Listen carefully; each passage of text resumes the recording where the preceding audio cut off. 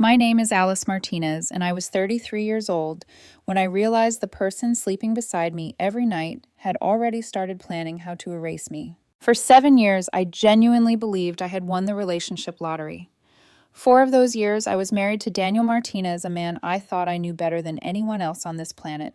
The kind of couple people rolled their eyes at, the ones with inside jokes nobody else understood, the ones who finished each other's sentences and argued for an hour about what movie to watch, only to land on the same Marvel films every single time. We were predictable, comfortable, safe. Or at least that's what I told myself. We had a system that worked. I handled the finances, bills, investments, savings, all of it. Numbers made sense to me. Structure calmed me. Daniel hated that stuff. He used to joke that spreadsheets gave him anxiety, so I took over without complaint. He managed the social side of our life. Birthdays, dinners, work, events, family gatherings. He had a way with people. I trusted him with my heart the same way he trusted me with our money. I never questioned it. Our nights were simple. Movie marathons stretched across the couch. Thai takeout after long workdays. Him talking about office drama while I pretended to listen, half focused on a budget spreadsheet pulled up on my laptop. It wasn't glamorous, but it felt real, solid, like we were building something together. My parents never really approved of Daniel, though. Not openly, anyway. My older sister Caroline was their pride and joy. Perfect grades, perfect career, perfect husband. She was the gold standard I was always measured against. Daniel to them was acceptable, tolerated.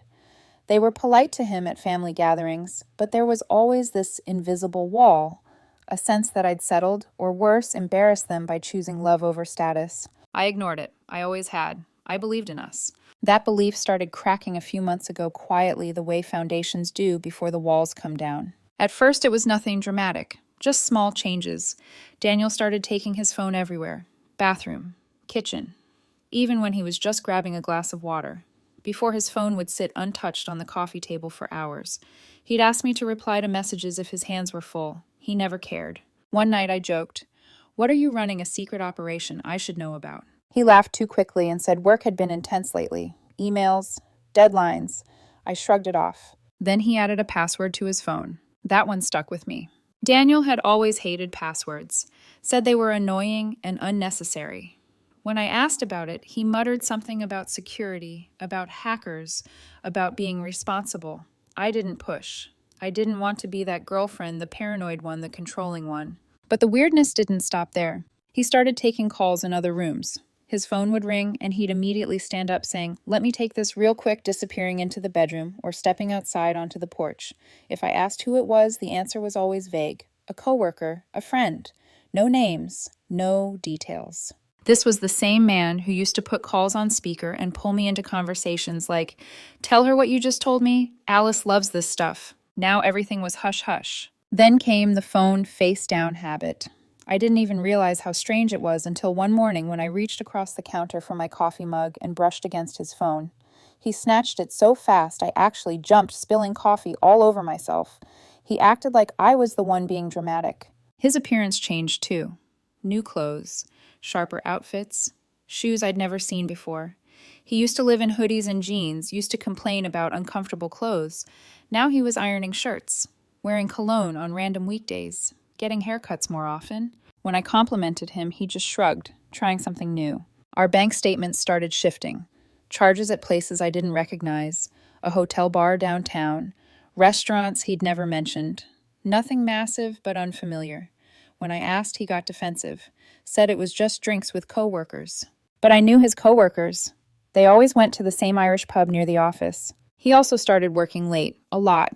His hours had always been predictable, but suddenly he wasn't home until 7 or 8. Meetings, deadlines, same excuses over and over. I worked in corporate too. I knew how crunch time worked. This wasn't that. I told myself I was imagining things. I didn't want to be suspicious. I didn't want to be wrong. I didn't want to face the possibility that the life I thought I was living wasn't real anymore. But the distance between us grew. Conversations turned shallow. Logistics only. Groceries, trash, bills. Any mention of the future vacations plans, dreams, made him uncomfortable. When I mentioned a trip we'd always talked about taking, he looked panicked for half a second before brushing it off. That half second changed everything. I just didn't know it yet. The doubt didn't hit all at once. It crept in slowly like a drip you ignore until the ceiling collapses. After that moment where Daniel panicked at the mention of future plans, I started paying closer attention, not in a dramatic detective with a notebook way, but in the quiet way people do, when their instincts are whispering something their heart isn't ready to hear. I noticed how his laughter felt forced now, how he nodded during conversations without really listening, how his eyes were always flicking back to his phone even when it wasn't vibrating. The phone became the third presence in our marriage. He kept it locked, always face down, always within reach.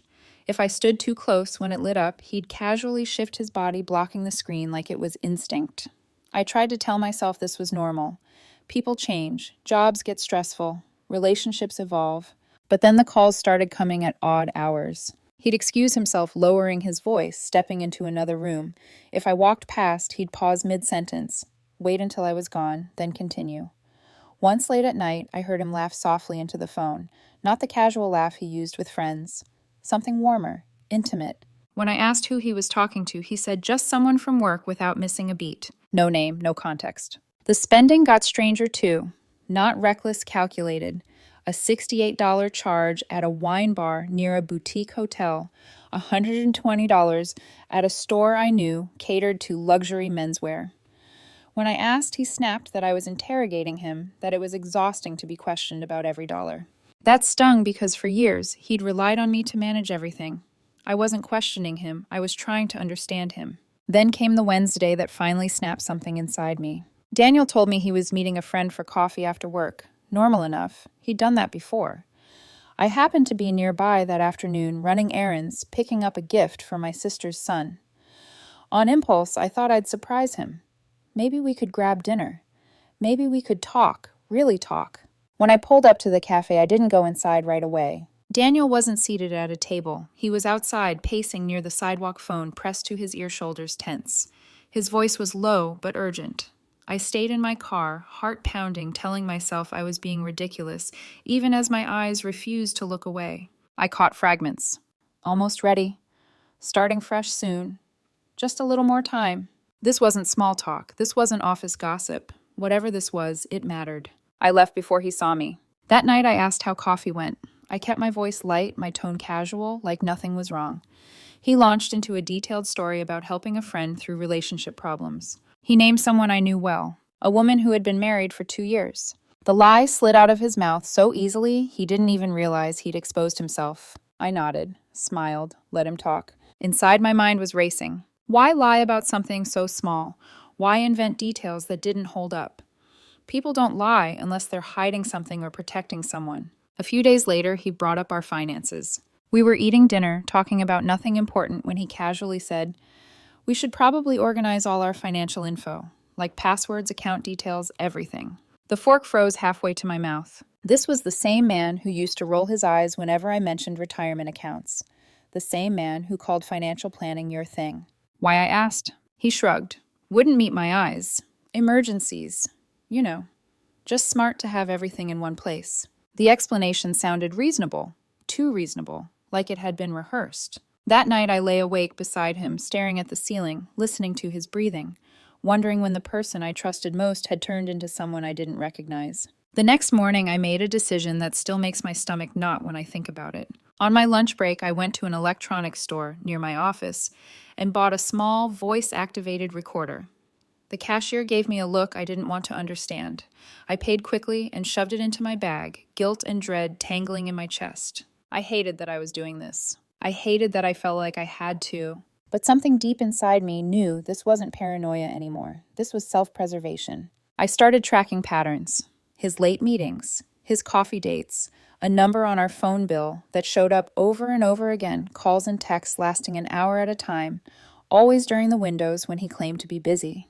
The contact wasn't saved. I didn't confront him. Not yet.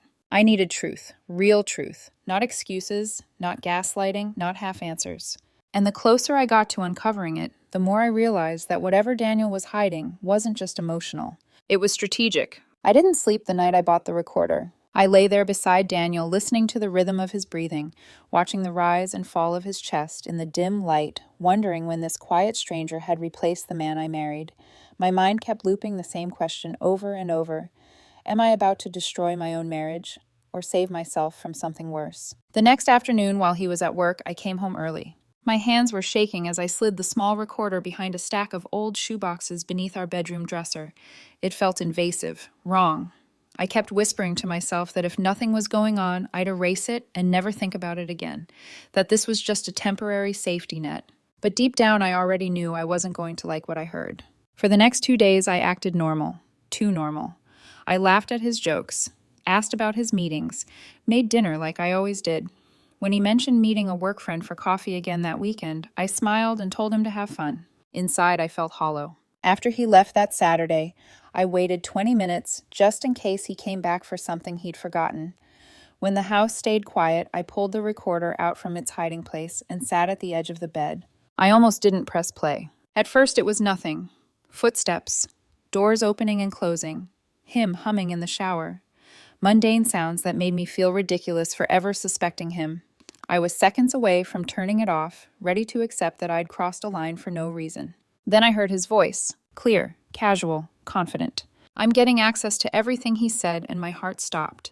She has no idea. She trusts me completely. I felt the blood drain from my face. A pause. Another voice, female, faint but unmistakable. I know, he continued.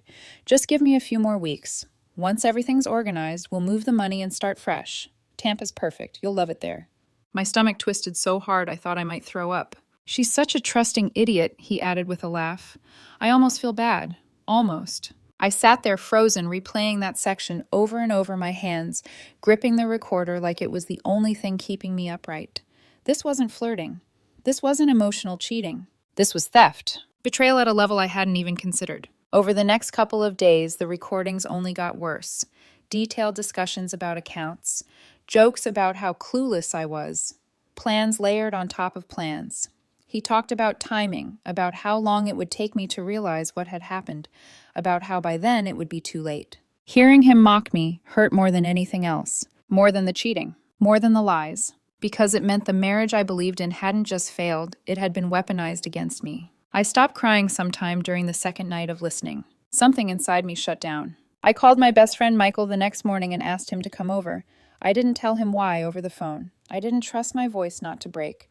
When he arrived, I played the recording without saying a word. He didn't interrupt, didn't react, just listened. When it ended, he leaned back in his chair, exhaled slowly, and said, "You're not crazy." That simple sentence felt like oxygen. He didn't sugarcoat anything. Told me this was serious, that I needed to protect myself immediately, that love didn't survive this kind of calculation. That afternoon, I checked the browser history on our shared laptop. That was the final nail. Searches for property laws in Florida. How to transfer large sums without triggering alerts. How to hide money from a spouse during divorce. Draft emails listing account balances written but never sent. This wasn't impulse. It was a plan. And suddenly I wasn't a wife anymore. I was a target. Once you hear someone call you a trusting idiot in their own voice, something fundamental breaks. I stopped asking why. I stopped wondering how. There was no version of reality where this was a misunderstanding. So I did the only thing left. I got quiet. On the outside, nothing changed. I cooked dinner. I smiled. I nodded when Daniel mentioned organizing finances again, when he casually asked if I knew where certain account documents were stored. I even joked with him about how boring spreadsheets were playing into the version of me he clearly believed in. On the inside, I was in survival mode. Michael connected me with his cousin, a lawyer, who specialized in asset protection. I remember sitting across from him in a small office that smelled like burnt coffee, my hands wrapped around a paper cup, listening as he explained my options in a calm, steady voice. "You don't confront yet," he said. "You document. You protect. You move quietly." Within 48 hours, I started setting up a trust. It wasn't dramatic. No big transfers, no sudden movements. I moved assets gradually, legally, in ways that wouldn't raise flags. I left just enough in our joint accounts to look normal. A decoy. Something Daniel could see and believe was still within reach. Every transfer made me nauseous. Not because it was wrong, but because this was never the life I wanted. I called my parents next. That was a mistake. I explained as carefully as I could, avoiding emotion, sticking to facts. I told them I had evidence. That Daniel was planning to drain our accounts and leave. There was a long silence. Then my mother sighed. "I always knew you were insecure," she said. "Now you're accusing your husband of stealing." This is ridiculous. I tried again. I begged even. I asked them to just hold assets temporarily, just as a precaution. They refused. You're lucky anyone married you at all, she added. Your sister would never cause this kind of chaos. I hung up without saying goodbye. That hurt more than I expected. So I leaned harder on the people who actually believed me. Michael helped me document everything. Dates, times, recordings, screenshots. I installed a small camera in our home office, hidden but legal just in case. All the while, Daniel got nicer. He started initiating conversations again, laughing, touching my arm when he walked past, talking about future plans like nothing had changed. It was almost convincing, almost enough to make me doubt myself. But then I'd replay the recording, and the doubt vanished. A week later, I told him I had to go on a short business trip. He didn't question it. I stayed at Michael's place, finalizing paperwork, double-checking everything with the lawyer. We timed my return carefully, based on the patterns I'd tracked. Daniel liked to make his calls in the early afternoon when he thought I'd be at work. So I came home early, and I walked straight into the moment he thought he'd been waiting for. I dropped my travel bag just inside the doorway and stood there long enough for the sound to register. Daniel didn't hear it at first. He was seated at the kitchen table, laptop, open shoulders, relaxed in a way I hadn't seen in months. He was smiling, really smiling at the screen. On it were our accounts, or what he believed were our accounts. When he finally looked up and saw me, the color drained from his face so fast it was almost fascinating. "What are you doing home?" he asked, his voice pitching just slightly too high. "What are you doing?" I replied calmly. For a split second, panic flickered in his eyes. Then something else took its place. Confidence, relief, even satisfaction. He didn't bother closing the laptop. Instead, he turned it toward me, tapping the screen like a magician, revealing the final trick. "You trusted the wrong person," he said, lips curling. "I warned you once you're too naive." I didn't react. That seemed to confuse him. He went on talking himself into boldness, about how easy it was, how I'd always been predictable, how someone like him deserved more than spreadsheets and quiet nights. He mocked the way I handled money, the way I believed marriage meant loyalty. While he spoke, I noticed 2 suitcases already packed in the hallway. He'd been waiting for this moment. When he finally finished, he expected tears, begging, anger. I gave him none of it. He frowned, shrugged, grabbed his keys. The door closed behind him with a sound that felt final. I waited exactly 3 minutes. Then I made 3 calls. My lawyer, the bank, the police. 6 hours later, my phone exploded. Messages, missed calls, voicemails piling on top of each other. Something about transfers failing. Something about money missing. Something about his ex-girlfriend not answering. What Daniel didn't know, what he couldn't know, was that the account he'd emptied was the decoy, and the woman he planned to run away with had her own plan. She took the money he transferred, withdrew it immediately, and vanished. By the time he realized what had happened, everything had already started collapsing.